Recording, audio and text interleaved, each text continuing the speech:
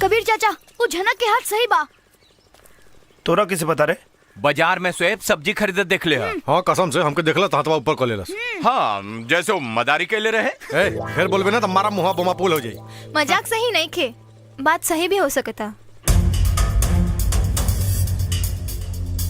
एक काम कर लो, पूरा गांव के झनकवा के द्वारे जुटावा, और हाँ विधायक जी के जरूर बोलैया। पर करबा का? वो तक कैला के बाद पता चली।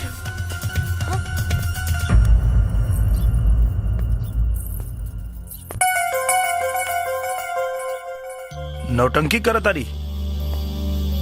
देखो कबीर, पास मत आवा। कबीर देखो, हमरा के छुओ मत, ना तो हम बाबूजी के बुला देब। बाबूजी की का बोले भी? इलाज हम करब कि तोर बाबूजी करिए? कबीर देखा, ये तो ठीक नहीं के करत। कबीर हम सच कहतानी, बाबूजी के बुला देब। बाबूजी के का बुला के करबो? तुहार इलाज देखा कैसे।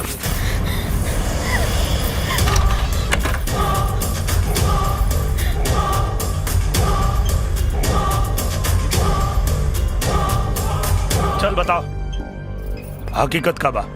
ना तो गांव और पंचायत के फैसला बहुत भारी पड़ी।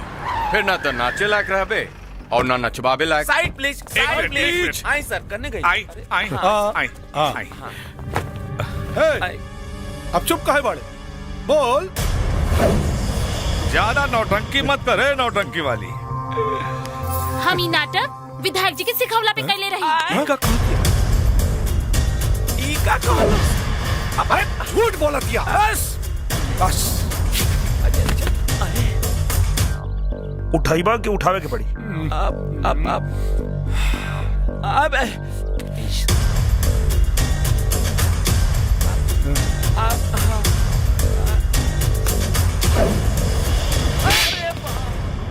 एक बात कान खोल के सुन ले, जवन बूढ़ बाप के जवान बेटा होके ना, ओकरा के कब्बो कमजोर समझे के गलती मत करी है। बाकी 5 लाख के बंदोबस्त कहाँ से करबा लालीपाप महतो? हमरा के माफ कर दी लोगन, हमरा से बहुत बड़का गलती हो गई। अब से मेहनत मजदूरी करब सन, आज से नाच गाना बंद। बड़ बुजुर्ग के पगड़ी के कन्यादान के साड़ी बना ले, पूरा गांव डोली के कहार बने के तैयार हो जाए।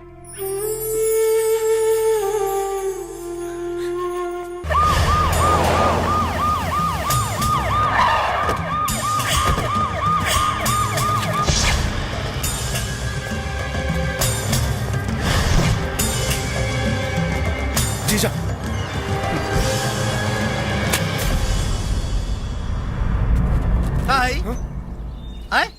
चुनाव खोपड़ी पे नाच रहल बा।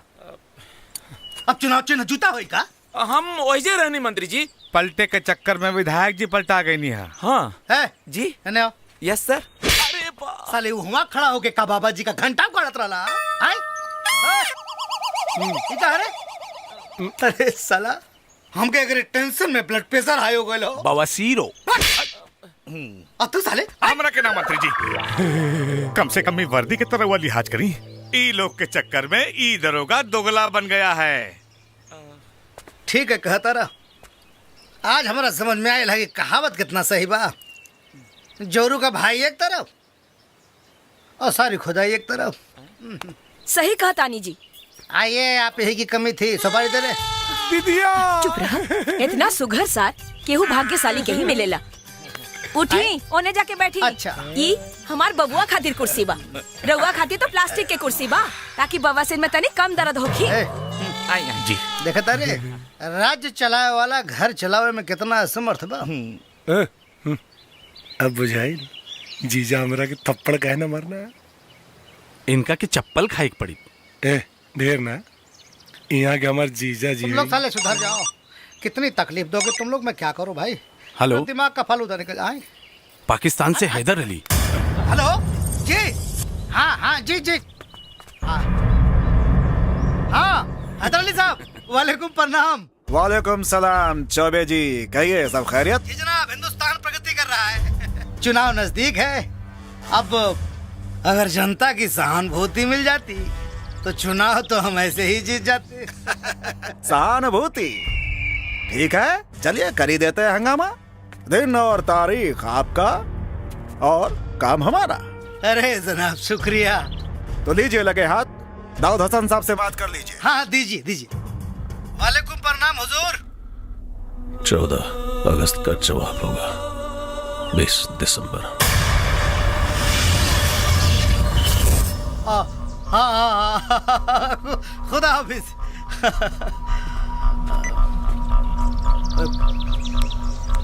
देखला हिंदुस्तान में रह के डीलिंग पाकिस्तान से करी ला।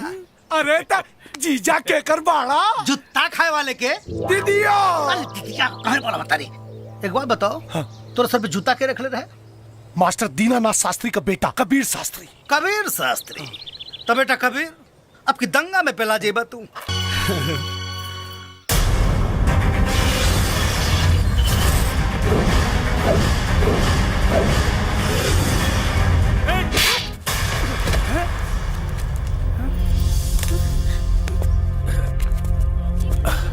कबीर कहा बात बातें वाली जी? ए शास्त्री जी, अपने एक सड़क उठावल माटी आज हमारा बेटी के मांग के सिंदूर बने का सपना देख रहा बा। स्वीकार कर ला। काहे की कबीर से बड़ा सपना देखे के औकात तोहरा में नहीं खे। ता ठीक बा, बस एक जात बता दा तोहार औकात हमारा औकात के बराबर हो जाई। बस हम अपना बेहरारू के कारण बेबस वाली, वरना दीनानाथ शास्त्री का औकात रामेश्वर तिवारी से कहीं ऊपर बा। ए शास्त्री जी, जे मरा जिंदगी भर अपना पत्नी के सामने बेबस रहे, ओकर पोसल लइका हमारा बेटी के हाथ ना पकड़ सकेला। अरे लइका के मजबूती के पता ओकरी माँ के कोख और बाप के मूछ के नोक से होला। हाँ तो नजर उठा के देख ली ओकरा महतारी के कोख और ओकरा बाप के मूछ के नोक के। अगर मान मर्यादा के ख्याल न रहित ना तो राहुल बेटी के कब के अपन महतारी के पतो बना के रख देले रही। गायत्री भाभी खबरदार खबरदार, अगर हमरा बेटा के अनाथ कहानी तो जुबान खींच ले।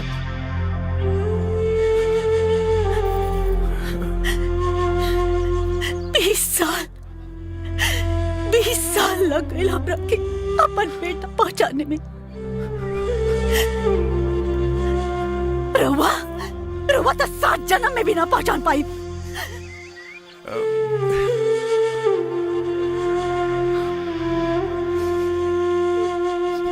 माई बेटा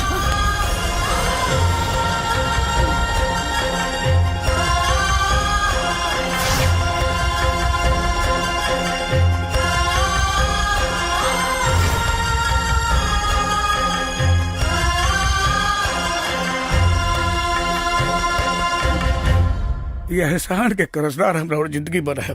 कहे कि एक बेटा से ओकरा माई के मिलवा देली, जाके अपन बेटी के जीवन संभाले। एगो बाप के वादा बा, हमार बेटा रउआ रास्ता में कबो ना आई।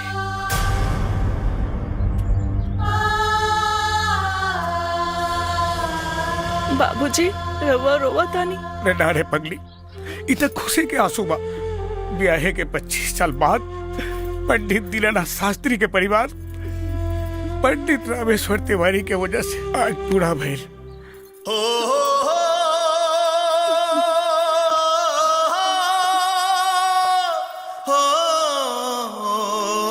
कबीर कोमल जा जा, तू भीतर जा। अरे भीतर जा भैया, अब हमने के चलत। हाँ ठीक। प्रणाम। प्रणाम चचा। पंडित जी का फैसला बदल गई का? हाँ, बदलल फैसला ही बतावे खातिर आइल बनी। तब फिर एगो हमार बात सुन ला, हम कोमल के बियाह तय कर देले बानी। एगो पिता से बढ़ के बेटी के क्यों प्यार करिए नहीं कह सकत। हम अनाथ प्यार के मतलब का समझी। अपने के बेटी हमरा के प्यार के मतलब समझा दे। अब देवता मंदिर में रहे या घर में, का फर्क पड़ा था। वो हमरा के हमरा माई से मिलवा देली। अगर हम उनका के अब उनके पिता से ना मिलवा पाई तब बहुत बड़ गलती हो जाए। कहीं तोहार यकीन तोहरा प्यार के झूठ ना बदल दे। प्यार के दूसर नाम विश्वास होला चाचा, और हमनी के प्यार के बुनियाद तन पे ना मन पे टिकल बा। कसम कोमल और कबीर के प्यार के। अगर हमनी के जज्बात अपने के फैसला के बीच में आयल तो हमनी के प्यार प्यार ना पाप होके। कबीर,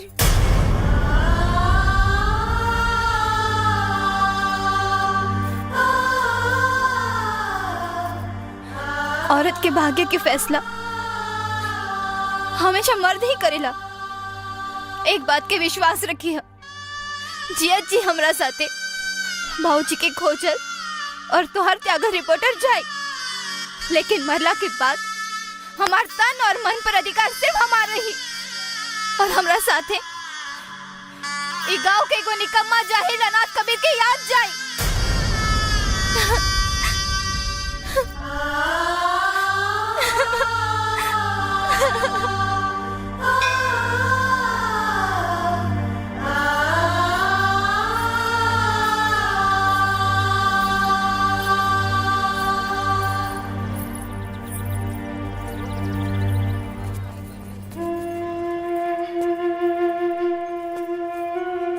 एगो एहसान करी हो, सिंदूरदान के समय हमरा सामने मत रही हो, ना तो जिए ते जी मर जाए। नया जीवन के शुरुआत करे जा रहा बड़ो, तो के हमार उम्र लग जाए। मरे से पहले तो तोहरा दुल्हन की जरूर देखब। हमरा से सुंदर बाड़ी की कम, काहे कि ई दुल्हन के जोड़ा तोहरा सम्मान खातिर पहनले बानी।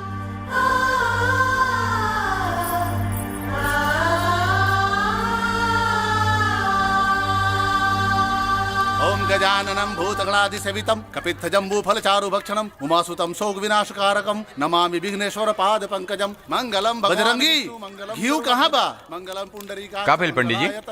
ठीक बा, घीव अभी ले आवा तनी।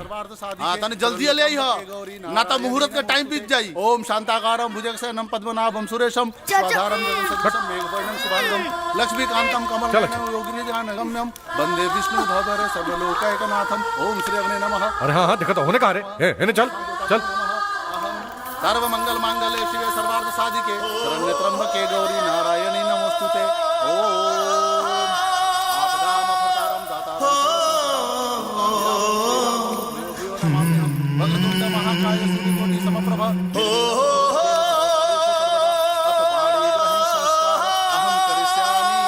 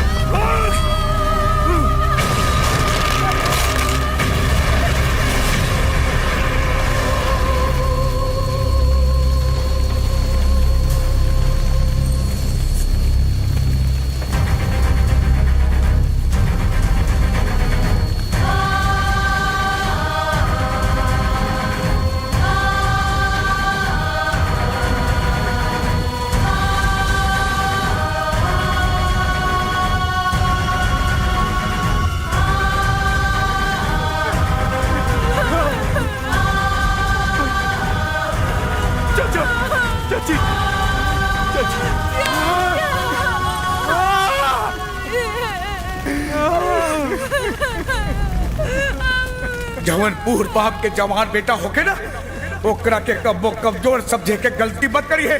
कबीर हमार बेटा, हमार बेटा। 20 साल लग गए हमरा के अपन बेटा पहचाने में।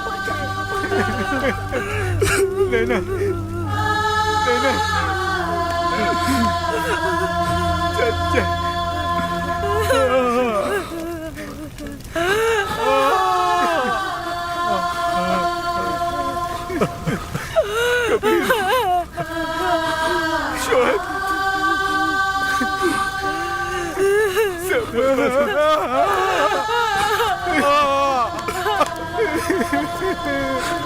आज पटना के सीरियल ब्लास्ट ने पूरे पटना और यहाँ के सिस्टम को दहला कर रख दिया है। एक के बाद एक पूरे 6 धमाके हुए हैं, जिसमें 2 धमाका गांधी मैदान, 2 पटना जंक्शन, एक एग्जीबिशन रोड और एक गायत्री मंदिर में। सबसे ज्यादा जान माल का नुकसान गायत्री मंदिर में हुआ है, जिसमें एक गांव के लगभग सारे लोग मारे जा चुके हैं जो शादी के मौके पर वहां मौजूद थे। मजा आ गेल रहे उस दिन। बहुत मजा। का बात बा? रिपोर्ट लिखावे के बा। 1 मिनट बाद में बात करब। रिपोर्ट केकरा खिलाफ? उ लोग के खिलाफ जे बम मार के हमरे अम्मी और अब्बू के मरले बाड़े। अरे बेटा, वो लोग पाकिस्तानी आतंकवादी बा। वो लोग के सरकार पकड़ी, हमनी के वो लोग के पकड़े के अधिकार नहीं खे।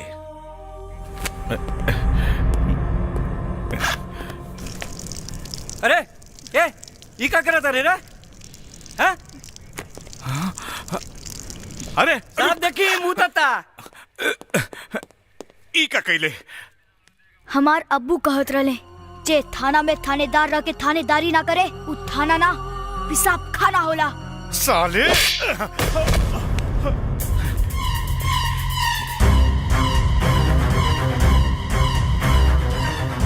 ब्लास्ट के रिपोर्ट चाहिए, वरना तोरा साथ साथ थाना के शमशान बना दे। बाप करा दे जी। हाँ? गरजे वाला बादल कहो बरसल बा। अब मरे वाला आदमी के अगर श्रद्धांजलि ना दिल गई तो जिंदा आदमी के आत्मा के शांति कहाँ मिली? नमस्कार नमस्कार नमस्कार।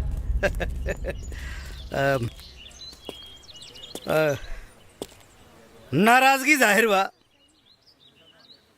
हम बूझ रहल बानी, बाकी मुआवजा के रकम बहुत जल्द पहुंचावे के हम कोशिश कर रहल बानी। मुआवजा के रकम पहुंचला से मरे वाला वापस आ जाई ना? ये तो हम अच्छी तरह से जानता नहीं। क्या नाम है तुम्हारा? कबीर। तो थाना के फूंक के और दरोगा के मार के मरल आदमी को तू जिंदा कर लेबो? जिंदा ना हो जाई, लेकिन गुनहगार के सजा दियाई तो आत्मा के शांति भेटाई। अरे तो आत्मा के शांति लगा करिए अपन जान दी साले गवार। मंत्री जी चुप! एक शब्द ना तो दफा लगा के तना ठोकवाई कि बुढ़ापा जियान हो जाई। कानून बड़ा होला, आदमी ना। अगर मरे वाला के एहसास ना रहित ना तो इतना ठोकवाती तोहनी के कि देख नक्शा बिगड़ जाए। पुलिस वाले पे हाथ नहीं बताए, हाथ काट दे। 4 गो वोट का दे देना लोगन, मंत्री मिनिस्टर सांसद विधायक सब तोहनी के जूता के धोला। सकल से बेवकूफ लागत रे, ना तो दहिया की चमनिया नोच लेती। एक बार पता चल जाए बॉम्ब ब्लास्ट में केकर हाथ था, चमड़िया नोचब ना चबा जाए। पाकिस्तान ब्लास्ट करे वाला पाकिस्तान का आतंकवादी है। सुन के खून पानी तो ना हो गई? अरे महाराज, पहले ही तो पता कैला कि अनाथ के देह में खून बाग की खाली पनिया से काम चलाता। खून पानी के पता वो दिन चली जब ब्लास्ट करे वाला के लिया के एजा और अगर ना मर लेना तो फिर अनाथ के साथ साथ नाजायज भी कही बे। हाँ ना तो फिर शहीदे में नाम लिखाई और ना तो फिर नाम दर्ज होई। चला। हाँ मंत्री जी, जीवन और मृत्यु ऊपर वाला के हाथ में होला, लेकिन बम ब्लास्ट कोनो आदमी करे लेवा। ब्लास्ट में मरे वाला एक एक आदमी की कसम खा के कहा था नहीं, ब्लास्ट करे वाला के यही धरती पे लिया के मारे। काहे कि बम के धमाका ही ना चिन्हेला कि मारे वाला हिंदू है कि मुसलमान, और यह बतावे खातिर आ रहल बानी पटना से पाकिस्तान।